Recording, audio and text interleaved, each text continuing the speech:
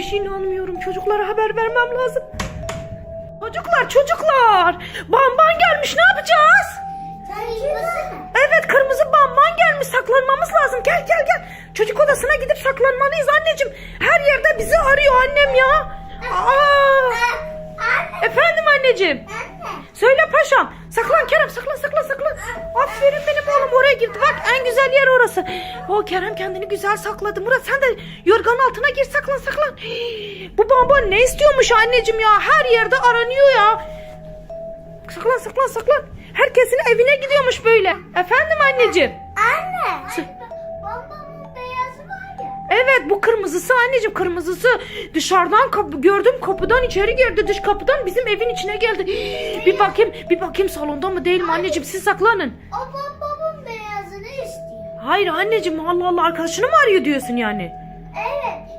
Yani Şşş, sessiz olun, içeri girmiş, içeri salonda galiba, bakmam lazım. var ya beyazı. Evet, o sessiz. ders çalışıyor. Tamam, sessiz ol, salona bakayım burada mı? Kerem anneciğim burada. Ne yapacağız biz şimdi? İnanmıyorum. Bağırma, sesimize gelmesin, bizi duymasın, görmesin. Bu tarafa doğru bakıyor, inanmıyorum. Kerem anneciğim, gel mutfağa gidip saklanalım, gel. Gel, çık oradan, gel. Hadi çık. Polisi mi arayalım? Evet. Tamam, gel. Hayır, beyaz. Hadi gel koş Kerem, koş. Abi. Koş. Abi. Koş mutfağa git, bak. Mutfağa git Kerem, gel Kerem. Kerem, mutfağa git. Hadi. Masanın altına saklan. Kerem, sen hep buraya saklanıyorsun ya, oranın altına saklan. Gel sen de. Koş. Saklandınız mı? Saklan. Sen de mi saklanacaksın? Kerem, aferin anneciğim, çok güzel bir yere saklandın ya. Anneciğim, sen de saklan. Bak Kerem ne güzel saklandı anneciğim, sizi orada bulamaz. Evet, kafanı eğ Murat, kafanı eğ, görmesin. Bakalım hala salonda mı anneciğim? Dur, kapattı, görmez sizi, görmez, dur. Anneciğim, salonda. Ama sizin çocuk odasına doğru gidiyor, bakalım orada mı değil mi?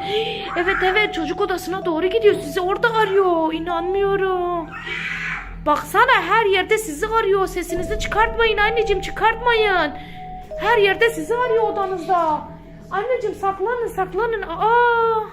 Kerem, bu kez de televizyon odasına mı geldiniz? Tamam, saklanın.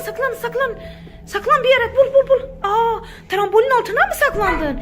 Çok güzel bir fikir. Dur, ben size yardım edeyim. Girin altına. İkiniz de girin.